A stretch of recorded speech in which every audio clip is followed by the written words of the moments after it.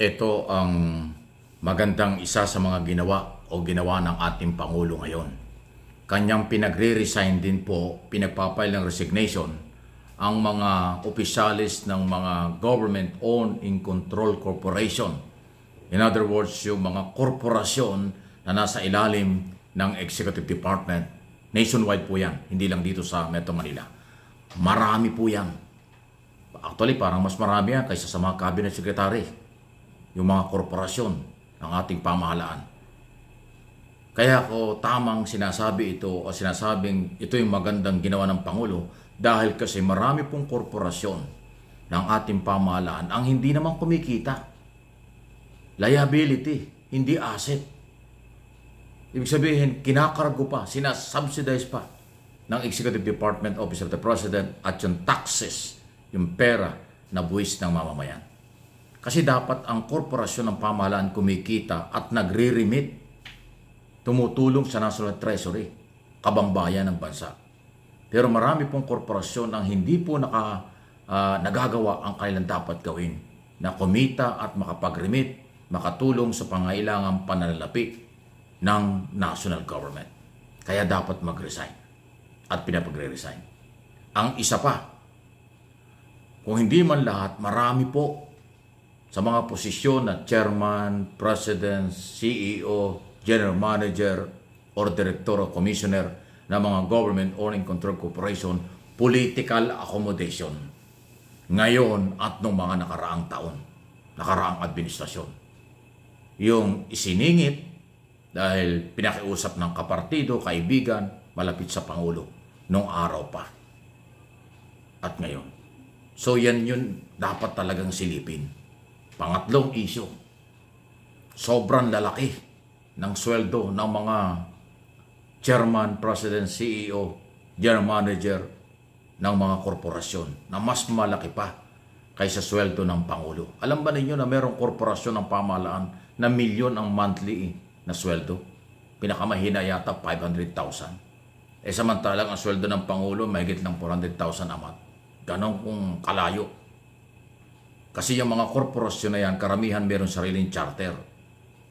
May sariling income, may sariling policy ng kailang sweldo. Okay? Pero, hindi naman kumikita. Mabuti sana kung yung korporasyon ay kumikita ng milyon-milyon o bilyon at nakapagre-remit sa National Treasury at nakakatulong sa kaban ng bayan. Okay yun. Pero kung hindi naman kumikita, lugi pa. Tapos puro pasarap lang sa buhay. Libreng kotse, libreng transportation, maraming allowance, palamig-lamig lang sa mga opisina, mga meeting, seminar, kuno. Di ba? Gastos lang. Kaya salamat, si Pangulong Marcos lang ang nakasilip niyan. Sa nakaraang mga administrasyon, walang ganyang galaw na pinagre-resign ang mga top official ng mga korporasyon. Kaya napakaganda nito. Good for business. Kaya sinasabi kong good for business kasi maraming negosyo sa mga korporasyon ng pamahalaan. Baka sila lang ang kumikita. Sila lang nag-uugnayan. So kailangan bigyan ng chance ng ibang business group o ibang negosyante, ibang sektor na makapasok din sa mga negosyo sa mga korporasyon ng pamahalaan. At mawala rin siguro sana kung meron man. Palagi kung meron, korupsyon. May korupsyon ho. Matindi po ang lagayan dyan. Matindi po dyan ang palakasan, bata-bata system sa mga korporasyon. At marami po yan, ha? Maraming korporasyon. Ha? Sa ating pamahalaan na kontrolado ng gobyerno pero hindi kontrol ang galawan. At nag-aabono pa nga ang mga Pilipino dahil tax money pa ang ginagamit. Grabe. Kung isa-isahin ko ba, masasaktan kayo. Pero marami po yan. Maraming government-owning control corporation pinapatakbo ng mga executive na angla sa sarap ng buhay. Ngayon, hindi na.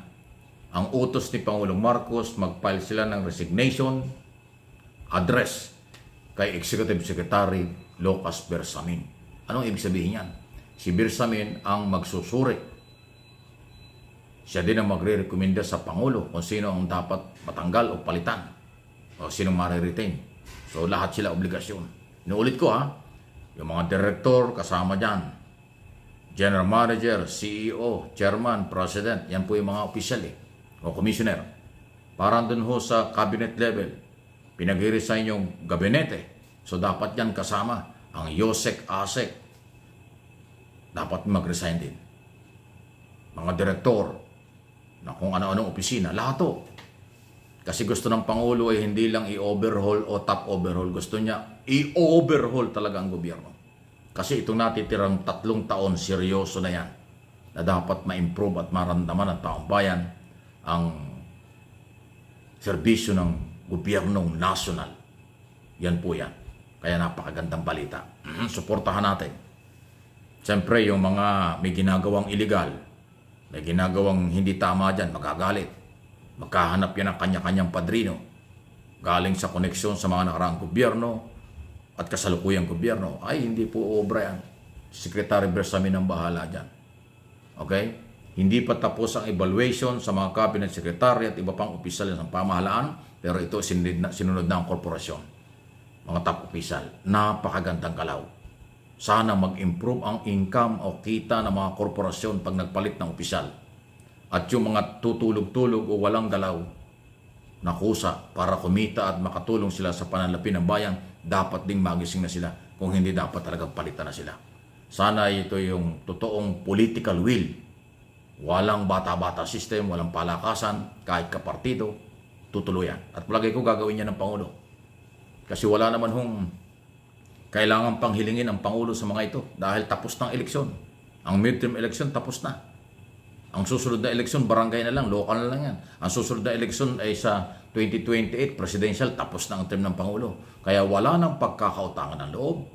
Wala nang pwedeng maging dahilan pa para hindi linisin at ipairal ang political will na totoo sa ating bansa para magkaroon ng pagbabago.